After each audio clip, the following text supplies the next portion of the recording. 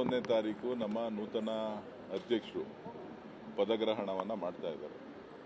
So ಅದಕ್ಕೆ ಬೇಕಾದಂಥ ಸಿದ್ಧತಾ ಕಾರ್ಯಕ್ರಮವನ್ನು KPCC ಮತ್ತು ಎಲ್ಲ ನಮ್ಮ ನಾಯಕರುಗಳ ಮಾರ್ಗದರ್ಶನದಲ್ಲಿ ಇವತ್ತು ನಾವು ಮಾಡ್ತಾ ಇದ್ದೇವೆ. ಸುಮಾರು 1.5 ಲಕ್ಷಕ್ಕೂ ಹೆಚ್ಚು ಜನ ಈ ಒಂದು ಕಾರ್ಯಕ್ರಮದಲ್ಲಿ ಭಾಗವಹಿಸುವಂಥ ಎಲ್ಲ ತಯಾರಿಗಳನ್ನು ಇವತ್ತು ನಾವು ಮಾಡ್ತಾ ಇದ್ದೇವೆ. ಸೊ ಕೇವಲ 2 ದಿನ ಮಾತ್ರ ಬಾಕಿ ಉಳಿದಿದೆ. ಸೊ ಭಾಳ ಹಿರಿಯ ನಾಯಕರು, ಇಡೀ ರಾಷ್ಟ್ರದ ಕಾಶ್ಮೀರದಿಂದ ಕನ್ಯಾಕುಮಾರಿವರೆಗೂ ಕೂಡ ಅವರದೇ ಆದಂಥ ರಾಜಕಾರಣವನ್ನು ಪಕ್ಷದ ಸಂಘಟನೆಯಲ್ಲಿ ಕಳೆದ 4.5 ದಶಕಗಳಿಂದ ಸತತವಾಗಿ ಮಾಡ್ಕೊಂಡು ಬಂದಿದ್ದಾರೆ.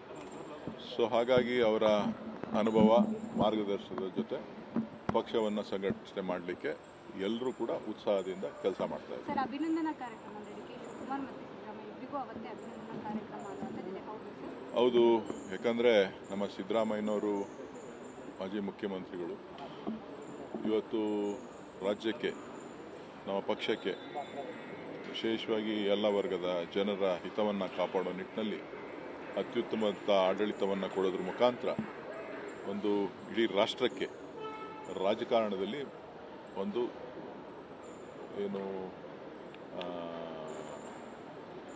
ಹೊಸ ಇದನ್ನು ಸೃಷ್ಟಿ ಮಾಡಿದ್ದಾರೆ. ಯಾವ ರೀತಿ ನಡ್ಕೊಳ್ಬೇಕು ರಾಜಕಾರಣದಲ್ಲಿ ಅನ್ನೋದನ್ನು ಒಂದು ಪಂಕ್ತಿಯನ್ನು ಹಾಕ್ಕೊಟ್ಟಿದ್ದಾರೆ. ಸೊ ಹಾಗಾಗಿ ಅವರನ್ನು ಸ್ಮರಣೆ ಮಾಡಬೇಕಾಗಿರ್ತಕ್ಕಂಥದ್ದು, ಅವರಿಗೆ ಗೌರವ ಸಲ್ಲಿಸಬೇಕಾಗಿರ್ತಕ್ಕಂಥದ್ದು ಪಕ್ಷದ ಕೆಲಸ. ಸೊ ಅದು ಕೂಡ ಜೊತೆಯಲ್ಲೇ ನಡೀತದೆ.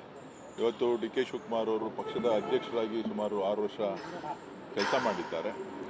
ಸೊ ಈಗ ನೂತನ ಮುಖ್ಯಮಂತ್ರಿಗಳಾಗಿದ್ದಾರೆ.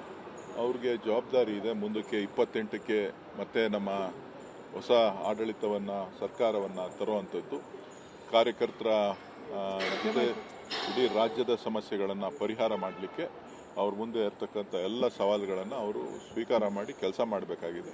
ಅವ್ರಿಗೂ ಕೂಡ ಒಂದು ಅಭಿನಂದನೆಯನ್ನು ಸಲ್ಲಿಸುವಂಥ ಕಾರ್ಯಕ್ರಮವನ್ನು